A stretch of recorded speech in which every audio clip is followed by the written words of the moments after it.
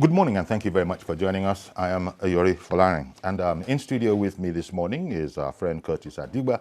Thank you. Curtis is a lawyer and he's also a public affairs analyst, and we should be looking at the continuation of the End SARS protest. That is in spite of the concessions that government has made. The protest continues to gather momentum, quite frankly, and more people, even eminent people, are now to be seen on the streets saying that they are contributing in principle. Now, we will be looking at, let's start this whole thing from in Osun State, where the governor had gone to join the protesters, maybe to interact with them, maybe to address them, but it all went bad pretty quickly, and now the word coming out of Ondo is that the governor considers it, at least his officials do, maybe the governor too, as an assassination attempt. In fact, I've even read a newspaper that says as much, that it is seen as an assassination attempt. We will be touching base with Osun, Mr. Honorable Oluremi Omawaye, the Osun State Commissioner for Works and Transportation. Being in the cabinet, will probably be able to give us a leg up. I don't think that we have him yet, but let's start. Well, let's start with a package. Two persons were said to have lost their lives on Saturday in Oshogbo. One of the deaths occurred prior to the arrival of Governor Boyega at Olaiya, where he addressed the protesters. This was confirmed by the Chief Medical Director of Lautech Teaching Hospital, Oshogbo. Patient brought in the name of Halimi, and when he got to accident and emergency, he was actually attended to, and he had a very serious injury.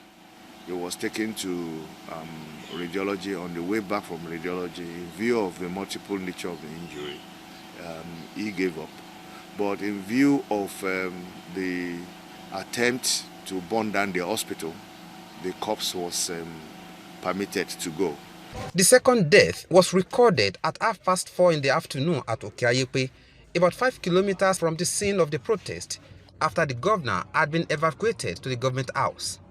In a state broadcast, the governor debunked the insinuation. Preliminary investigation revealed that the commando style which the assailants carry out the attack leaves no one in doubt that it was deliberate and pre-planned.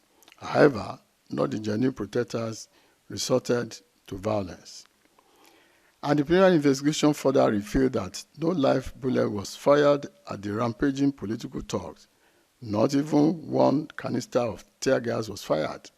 Therefore, no life was lost at the scene of the incident and was properly evacuated to safety. He promised to see to the request of the protesters. This week, we shall be setting up a judicial panel of inquiry in line with the directive of the Vice President Yemi Osinbajo to investigate all related cases of abuse and brutality by the disbanded SARS. This panel will also be investigating yesterday's attack. What happened on Saturday is objectionable, unacceptable, and a blight to the Omoluabi ethos that the state of Osun stands for.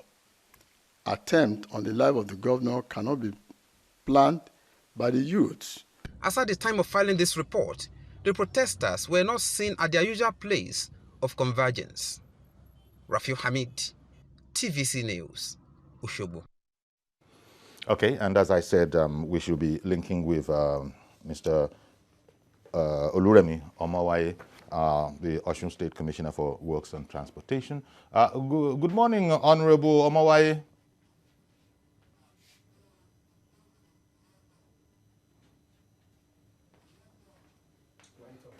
I understand that we just dropped that connection, but it's quite a serious affair. We're going to be hearing it, as it were, because it's important to hear what the source is saying.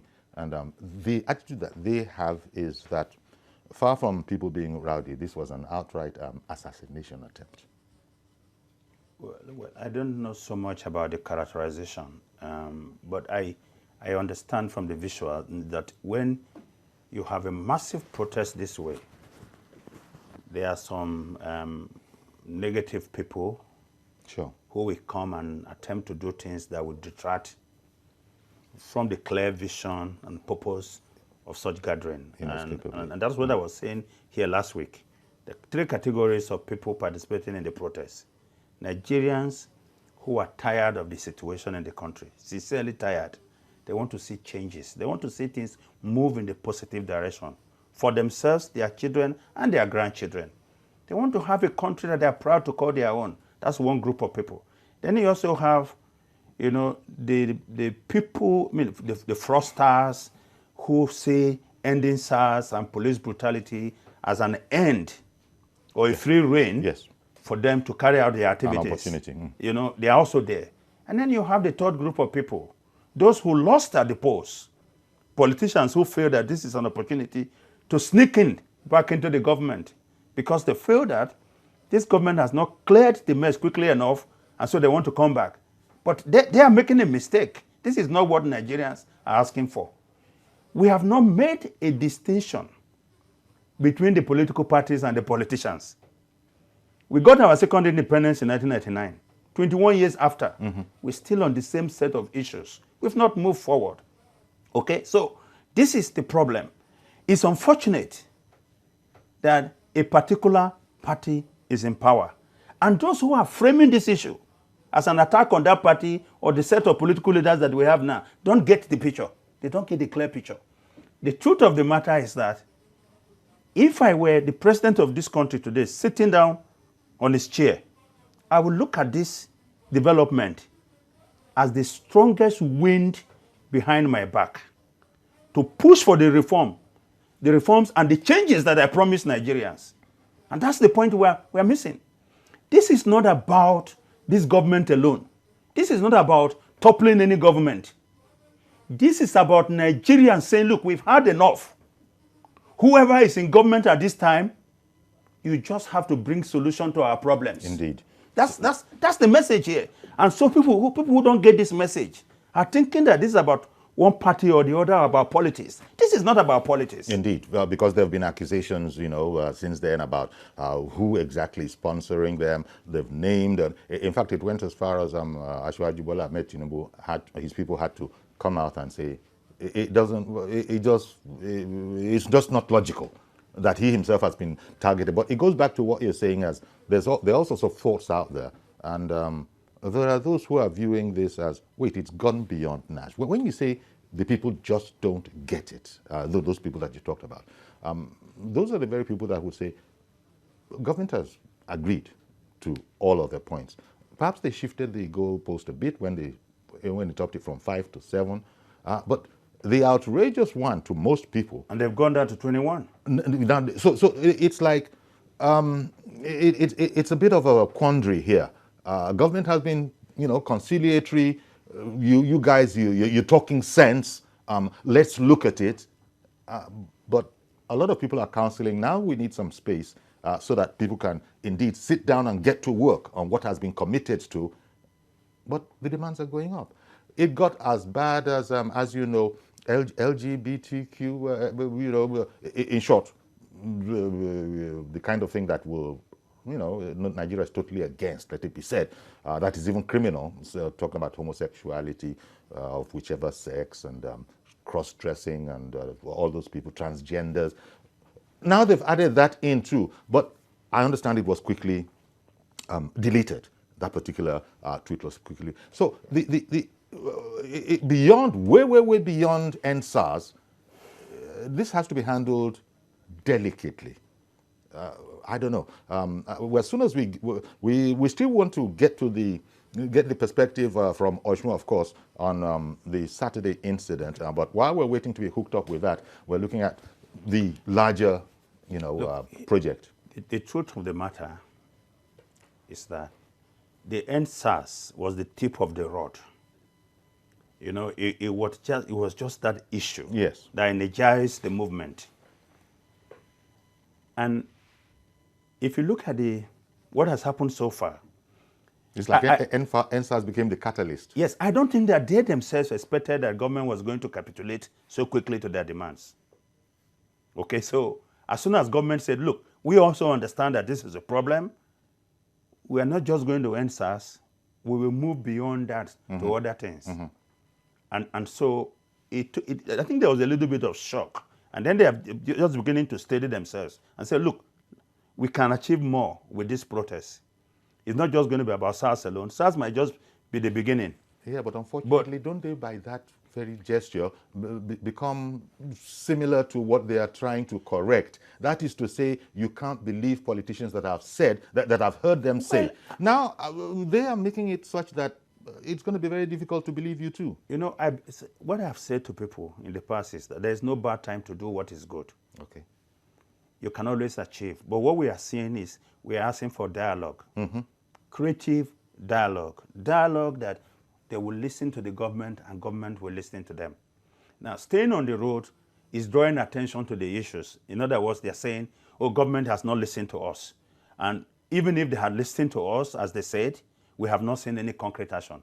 Of course, you cannot see concrete action on the key issues because they take time.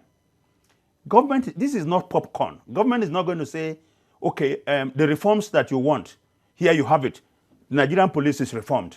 That cannot happen overnight. It doesn't work like that. So that is even though the replacement team, squad, force that the police has brought to replace SARS is starting training today, according to a release by Frank Mba, the first PRO. So, and that's why we need to engage. There's a need for constant, deliberative engagement with the government if something must be done. Because just staying on the road and blocking the roads is not going to be the solution. And can get counterproductive because Yeah, already, although you can't really draw any direct link, the army is beginning to, put out some communications that some are considering ominous. In fact, Smiling Crocodile, I believe, is something like that. Yes, Smiling Crocodile too. Smiling Crocodile. Well, look, they said this was scheduled before any protest started. Yes. If you look at it, I think, look, we must get this picture very clearly. Whether we like it or not, the issues that are being raised are legitimate issues. And they are issues that affect all of us. And government has admitted some of them. Whether you are a northerner, that in the first set. Whether you are a northerner or a southerner, you don't react to pains differently. You don't react to poverty differently. Poverty and pains have no religion, they have no ethnicity. They bind us, they unite us in this country together. So we are all suffering, we are all feeling the pains. But the problem here is, the politicization of the pains and the poverty and the sufferings of the Nigerian people. This is the politics that we don't want. So what I want to say is that those who are protesting, they have the support of the majority of Nigerians, but they also have to balance that support with locking down everywhere. Look, the feeling out there is that a lot of Nigerians believe that this is a short-term pain and that they can take it for whatever it is worth. Okay? The problem is that sometimes you find people who are on the road and you don't know why they are on the road. Some people may be trying to go to the hospital for an emergency and they are stuck and something happens to them. These are not planned outcomes, but unfortunately they do happen. So, and this is why we need calm heads to be able to take a look at the situation per locations and say, look, what per location and say. So that's something the youth are going to have to.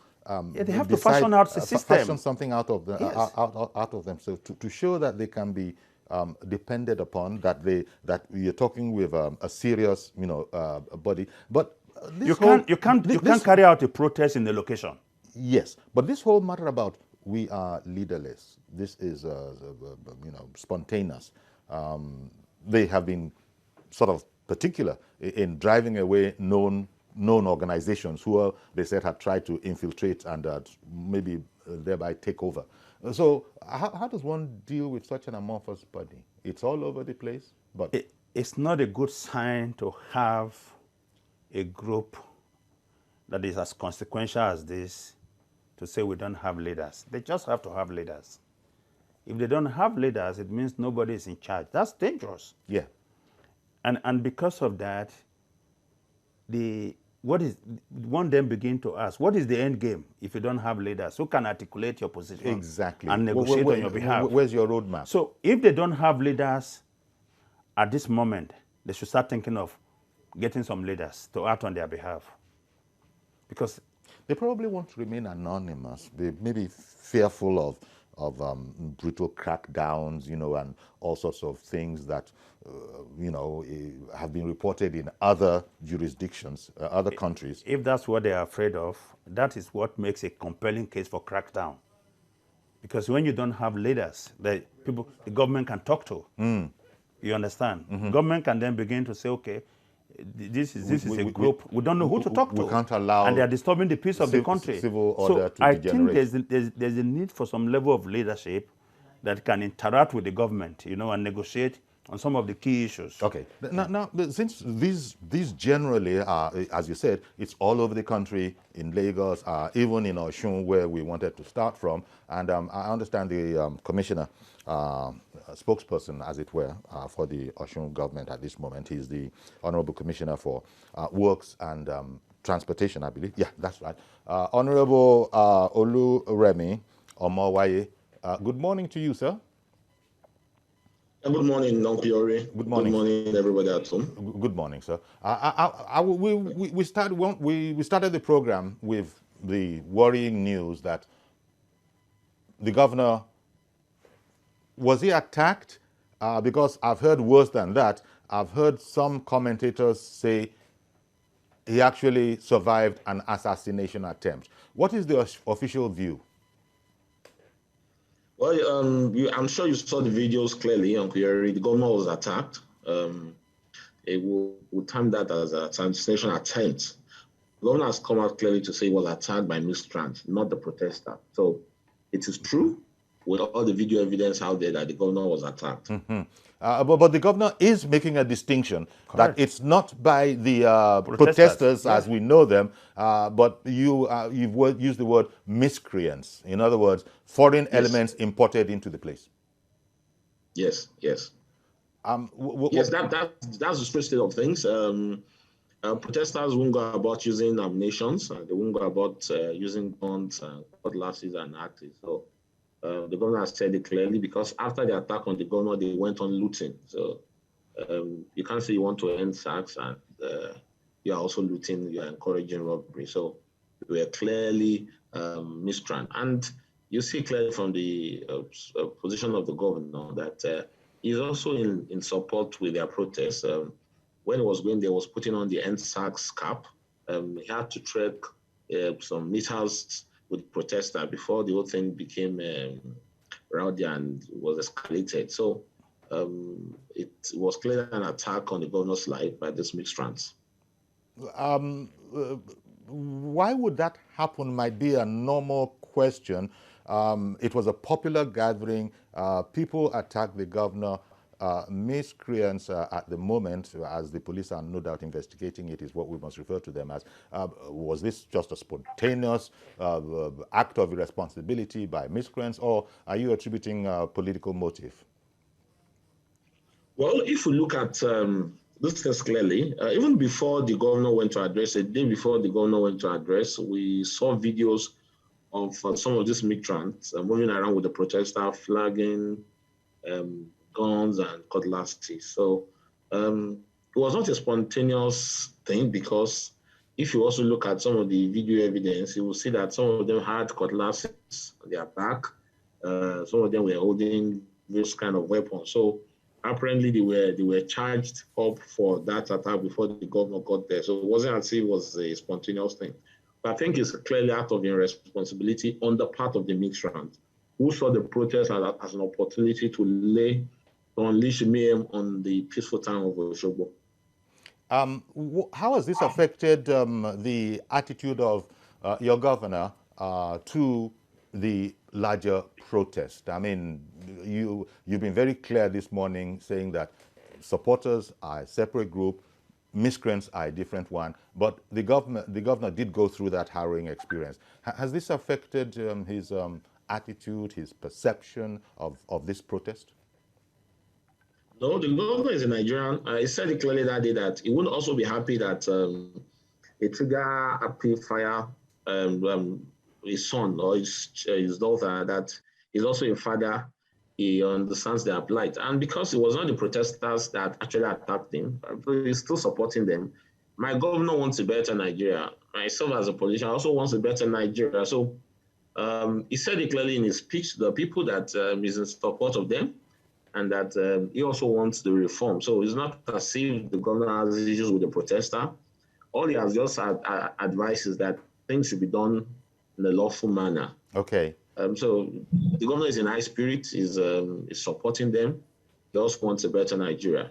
Okay. And could I just ask in closing, what's the situation in Ondo this morning? Osun. I beg your pardon, Osun. Osun is what I meant to say. What's the situation in Osun this morning? In terms of the protesters? No, Osun is calm. For this morning, there's no challenge. Osun is calm. But I must quickly reiterate this, that it was rumored that 2 people died when the attack on the governor happened. That's not true. The first person that died as a result of reckless motorbike accident, and that happened before the governor got there. And the second person that died was shot at about 5 kilometers away from where the governor was attacked, from where the governor was. The governor didn't even go to that area at all. So the police are doing their investigation to find out who actually shot the guy, but it wasn't the governor's convoy. So the governor had no business to do at Okayekwe. The area is called Okayekwe, so the governor had no business to do around that area. So it's clearly, some had rumored that it was an inter-court issue, but the governor had no business there. So, and I want to say this on my own on the national TV that no single shot was fired when the governor was there, in spite of all the provocation, in spite of all the harassment. No single shot was fired. So nobody died there. One of the leader of the SARS group in the state, Ayolu, had addressed the press to say clearly that he was there. He was one interacting with the governor. He was even the one that went to the governor and pleaded with the governor to come and address. He said no single shot was fired. Okay. So there's no way. Someone would have been killed in spite of the provocation. If you see the pictures, the video of the vehicle, you'll be shocked. In spite of all that, the security around Mr. Governor were very, very orderly. No single shot, no tear gas, not stock of live bullet was fired at the protester. Okay, then. So Oshogbo is calm this morning, and everybody has a right to protest. Is the protest continuing? Well, I'm not part of those protesting, but Oshogbo is calm this morning. No, but from your observation, I mean, from your observation, of course, I didn't. No. I think the protesters also want to be careful because they are afraid of the fact that the hoodlums are hijacked the protest. Okay. I said it earlier that even before the governor came, there were videos of some of these hoodlums brandishing guns, cutlasses around the protest area. And they were shouting, no, end SARS with guns and cutlasses. So this is clearly not our peaceful youth that would that would protest. Everybody has a right to protest, but it must be lawful and must be peaceful, and that's our position. That probably is good to hear. So just to recap, you are saying that Osun is clear. There are no roadblocks. The protests are not continuing in Osun is what I wanted to find out, or are they? Just from your observation. We can't say anything can happen because we are not part of those protesting. We are not the one funding them or anything. Okay. So all right then. We never can say what would happen, but as I speak to you, everywhere is calm. There is free movement, free vehicular movement. People can move around in Osun. Yeah, okay. Yeah, for now. Okay. Well, I want to thank you very much, Honorable Oluremi Omowaye, Commissioner for Works and Transportation in Osun, and he was acting there as the government spokesman on this particular saga. So thank you very much. So here we are. It's the attitude of the authority in Osun, the governor, chief security officer. It was interesting because I wanted to find that out. And he says, no, the governor is distinguishing between the good protesters and the bad protesters. And very well, true. But then, on continuing basis, how are they going to be able to make that distinction? Well, if they infiltrate the peaceful protesters, and the peaceful protesters themselves cannot push them out. But why would that be? You know, we often hear about self-censorship in certain organizations. Yeah. But they have no force of arms to keep out those who want to protest side by side with them. And this is always the risk, that when people do have good intentions and good purposes for carrying out specific things, people with bad intentions and purposes will also join. And then they color the entire exercise. So how do we now handle this? What would be our advice? What would be your advice? And this is why we're talking about leadership. Because you see, it has started and it has spread. But they need some level of thinking now to harness this energy. The commissioner there was speaking of a leader that he actually used the word. Yeah, he said for Oshogbo that one of the leaders of the protest engaged with the governor. And that's what we're advocating for. Well, look, it shouldn't be a free-for-all protest, because then you begin to lose handle of the key issues, and then you have infiltrators take over, and project negatively the purpose of the protest in the first place. Indeed, I wouldn't be surprised if a number of political organizations weren't eyeing them and thinking that this is a heck of an opportunity. And this is what, look, how do I piggyback on this? This is the point that I made. Even if you listen to some of the governors who are speaking on the issue, they are admitting that there are issues and that these people have the right to protest. But I think they don't get one point. The thinking of most governors and public officials on this scene is that this is about the federal government alone. This is not about the federal government alone. Most of the issues that are key to the protesters are domiciled in the states. And so the earlier the governors realize this and stand up to these issues, the better for them, because this is like a tornado and it's heading in all directions. So it's not about saying, first we know the federal government has got a lot of role to play. We said here last week that the current police system that we have, first and foremost, is not sustainable. And then when you talk about having state police, community police, and all that, the first thing people say to you, governors will abuse it. And the question I've always asked, are the governors not abusing the police that we have right now? Don't they use them for whatever purpose they want? Don't they do that? And then you say, because of the abuses, we shouldn't move forward. Honestly, for me, I'm at a point where the only thing I fear now is fear. Yeah. Because other parts of the world, we have universities, even establishing police for their campuses. We have transport organizations. So why are we stuck in the past, not willing to move forward? Well, this is why people are referring to this as a wake-up call. Yes. If seen like that. If it can be seen like that, then this is a wake-up call. People speak to me and they say, what? What we want is just reform. I say, okay, so what is the reform you are asking for? You understand? We want to reform of what we have now, the current police system. We want it reformed. And I said to them, what do you want to be reformed about what we have that is not working? We have said, look, you heard the governor of Nasarawa State last night, and then the one from, and then there were two governors that spoke and said, look, the security needs of different locations in this country are different. Okay, yeah, let's take a break. Stay with us, please. We'll be right back.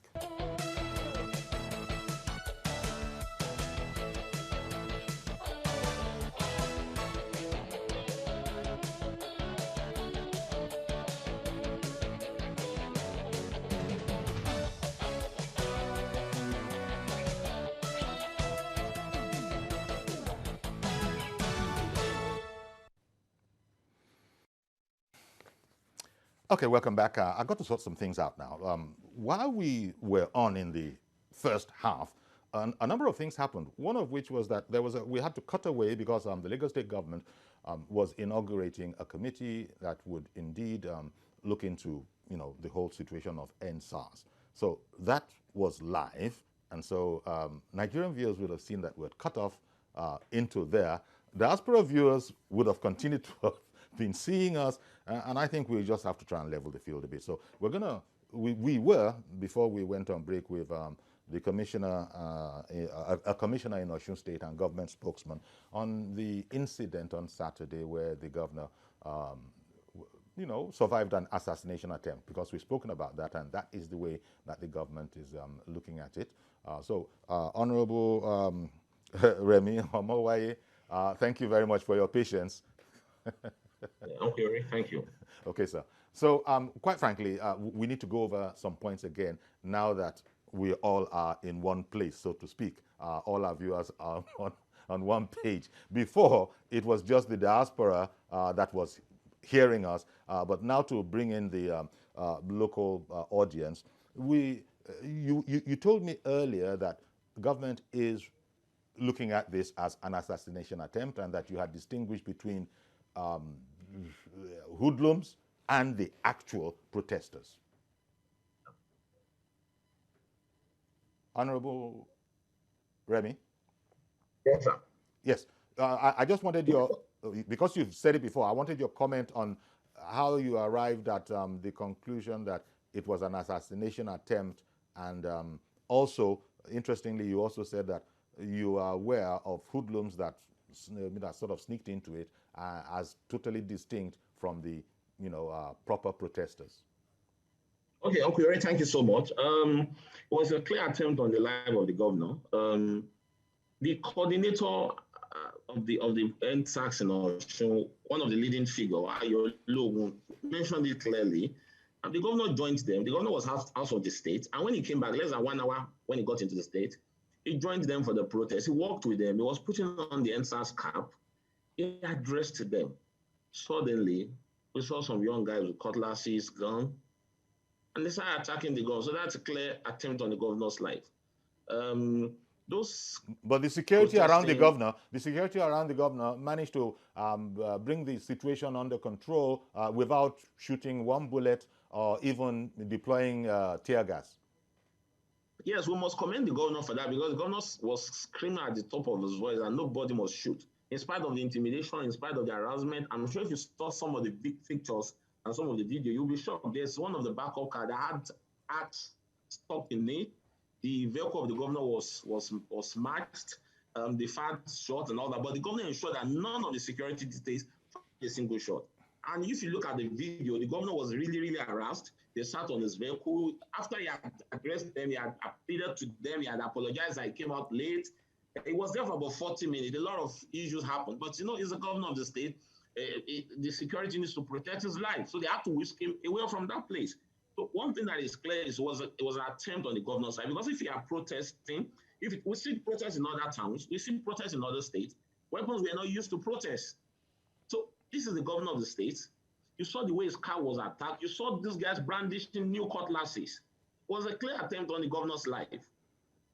And the governor said it clearly when he came out for his broadcast yesterday that the peaceful youth of Osun did not attack him. It was the hoodlums who hijacked the protest, attacked him.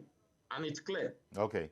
All right, then. So that much they're going to put out. And, of course, it now goes without saying, in the light of what you've told us, that the disposition of the governor, his attitude to the protest is wholesome, that he himself has distinguished between the genuine protest and these interlopers. Yes. I mean, he came, when you see the governor was not around the state when the whole thing started, and immediately he arrived the state, less than 1 hour when he arrived the state, he joined there. He was putting on the NSAS cap. He trekked a number of meters with them. He trekked from Okefia to Olaya, where the protest was going on, and they insisted that he apologized, he addressed, he did all that. In fact, at the point they insisted he must use their own mic. He did all that. So the governor identifies with them. He said that he's also a father. He wouldn't be happy if they kill his son because of the SARS officer misbehaving or something. Yeah. So the governor identifies with them. And after the whole thing, he still went and he said, well, I'm fully with you. He wants a better Nigeria.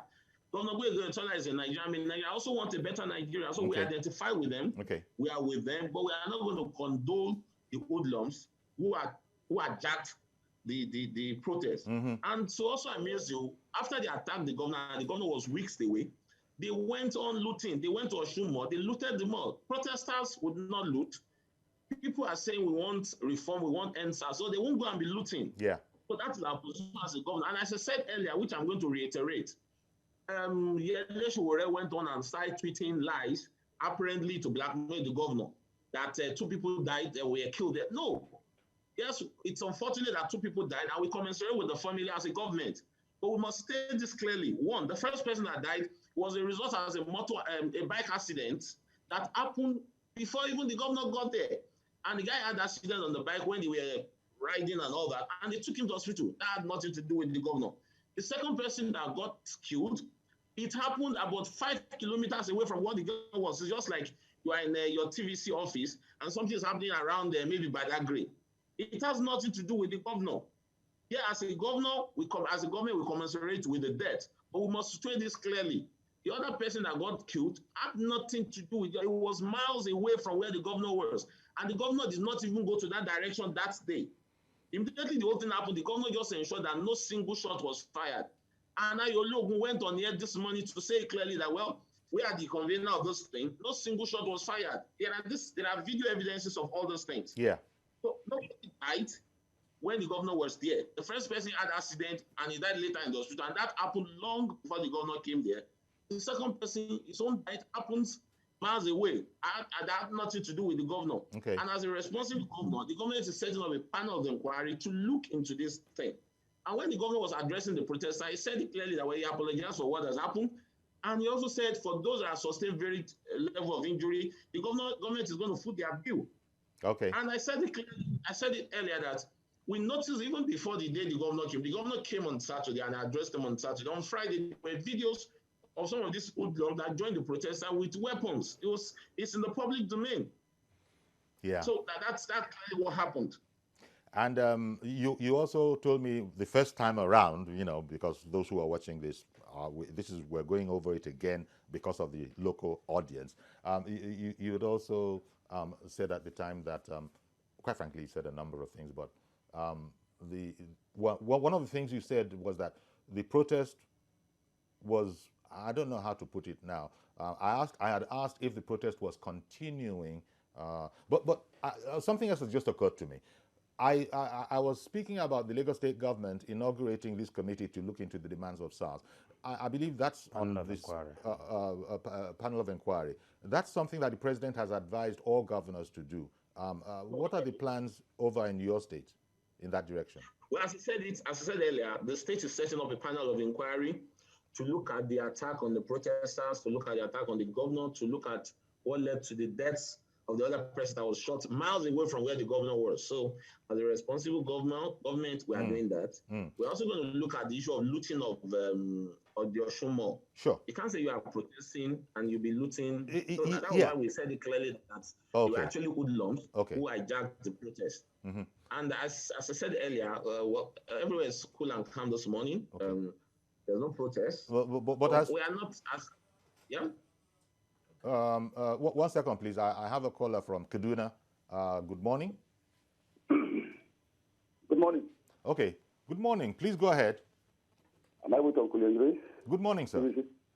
Yeah, good morning. My name is Dogara. I'm calling from Kaduna. Dogara. Good morning. Please go ahead. Yeah. Let me begin by commiserating with the family of those who lost their beloved ones over what happened in the weekend. On a serious note, this is the challenge, or some of the challenges we are facing today in people who are in places of authority. You see some level of distrust, maybe some level of, let me not use the word lies, about those who are privileged to be in position of authority. I expect the government to please do the needful. Okay. Go back to the family of the deceased, do that which is expected so that there will be peace, so that the nerves, all frayed nerves can be cooled and everything will move smoothly. We want a better Nigeria. That's it. That shouldn't be tailored or guided by those who feel it's a privilege for them to lord over us. May the Lord allow them to do the needful so that there will be peace in our nation, in the name of Jesus. Thank you very much for calling in. You know, my attitude to this is that everyone who is opportune to be in government should sense the danger of what is coming. There is no need for them to prevaricate and say, look, this is not about us. Even members of the National leadership and members of the National Assembly should act now.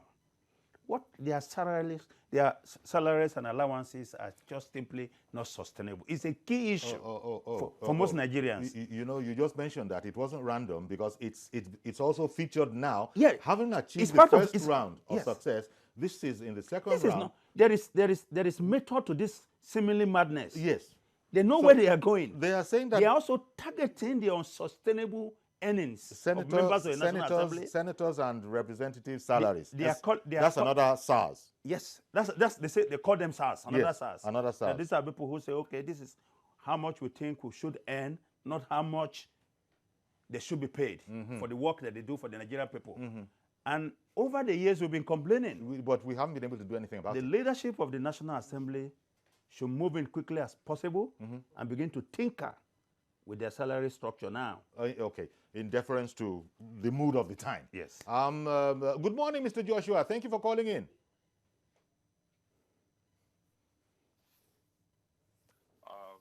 Uncle Yori, quickly. Yes. We are all for better Nigeria, and the fact that the youth, all of us, are expressing ourselves in this manner is welcoming. I want to put this to you, Uncle Yori, because I know this is a good platform, that the protesters, whoever the leaders or the speakers or the representatives of the protesters should do something for us. They should denounce violence and condemn it. They should denounce violence, speak against violence, and condemn it. On social media, Uncle Yori, there are groups of youth that I think they are misinformed about this protest. They are talking about dividing Nigeria. And they have a very strong agenda on that. On social media, if you cross their path, Uncle Yori, if they are anywhere near you, they want to snuff life out of you on social media. They are very violent. And the issue on them is Nigeria must end. These ones are misguided. They are misinformed. The protest should be about a better Nigeria, not any sectional agenda of anyone. So we are with anyone who is talking about a better Nigeria. But if they put out things out there that, okay, let's end Nigeria, then those who want to end Nigeria should come out and identify themselves.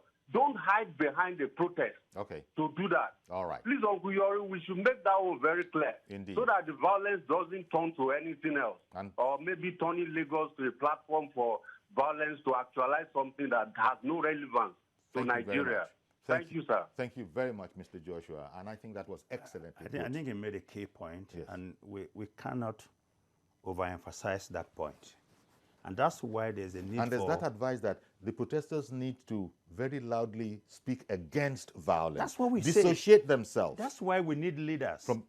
Leaders who can speak and be listened to say, look, this is not about violence. This is not going to be Nigeria upon Nigerian confrontation. This is a call and a quest for radical changes to the way and manner we conduct ourselves as a nation. And that the leaders, of course, should begin to work on the aspirations of the people. Anything that deviates from that, like he mentioned, will take away from the protest. Because you see, a lot of Nigerians, I am a minority. I've said this repeatedly.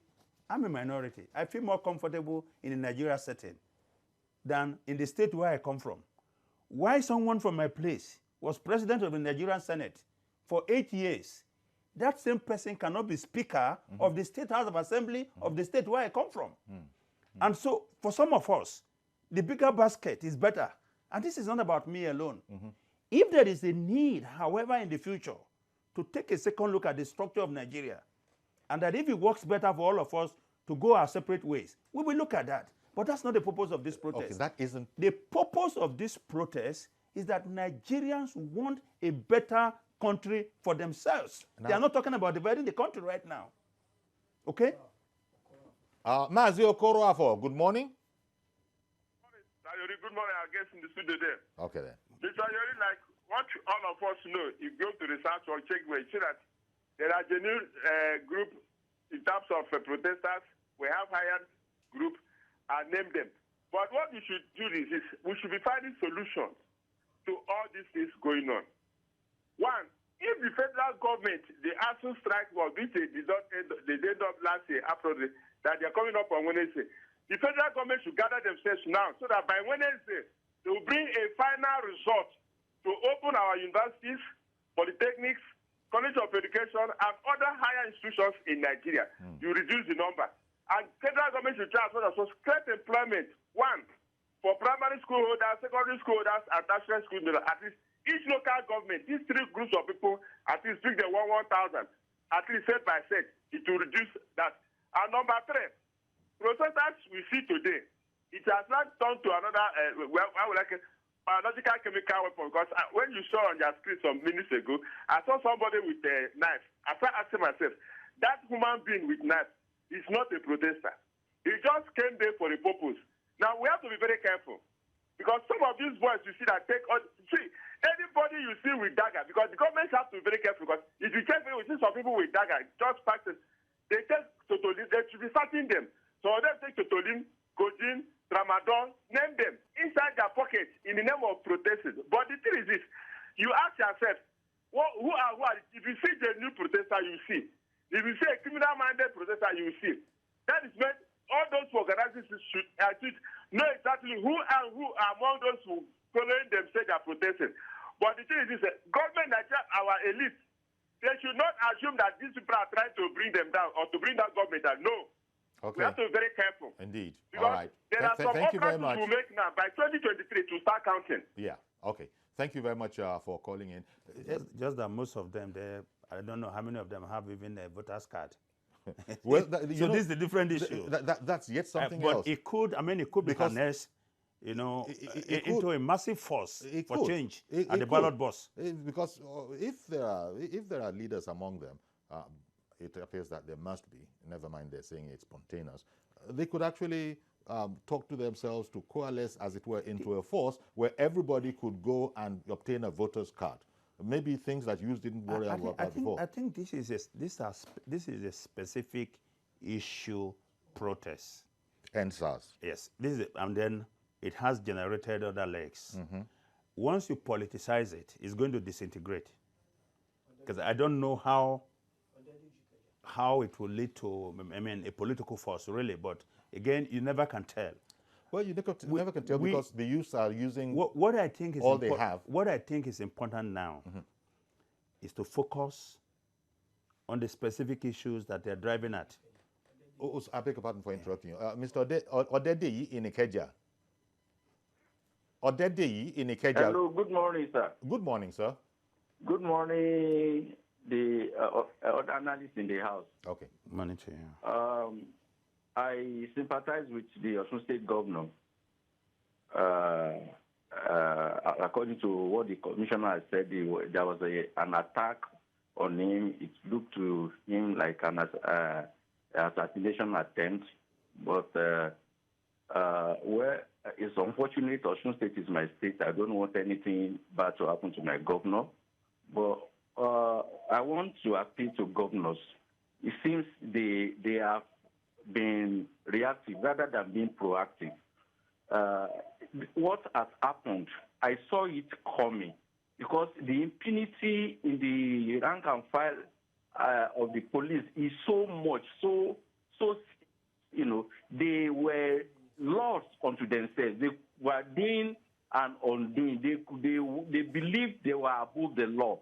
I have some interaction with police, especially in the police stations. I think the atrocity that is going on the road is minimal compared to what is actually going on in the police stations. So let governors, let them be proactive. Let them send task forces to be inspecting the activities of policemen. Okay. If they say bail is free, I can bet it with you, sir, that there is no police station in Nigeria today where you can get bail for free. Even the lawyers that will follow you to the stations, they will tell you that bail is free is just an acronym, it's something that is... Okay, Mr. Dede, I'm sorry to jump in, but thank you very much for calling in. We've got to leave it there. No doubt, as my guest Curtis was saying, it started with SARS. It's grown a number of other legs, and But I want to say something. Yes. In closing, please. Yes, I think Nigerians also must understand that this protest is not targeted at the police establishment alone. There are also good policemen. There are also policemen. We also had policemen who, in combating violent crimes, lost their lives, and they have families. These are not the target. But like in every society, you've got bad eggs. Exactly. This protest is about the abuses and violations by the bad eggs among the police. And I think we should make that distinction clear. Indeed. So that even if the you are a protesters policeman listening to me at home, for enhanced conditions of work. Yes, for you the don't say police. You don't say, oh, why is it that Nigerians are now opposed to me or against me just because I'm a policeman when I have not committed any crime? It's important. So get that message clear. This is not about you if you are good and discharging your responsibilities to Nigerians. Thank you very much. We're going to have to leave it there, Curtis Adigba. Thank you. This is one of those subjects where we could go on for another 2 hours, quite frankly, and not have scratched the surface sufficiently. And also thanks to Honorable Oluremi Omawai, the Osun State Commissioner for Works and Transportation.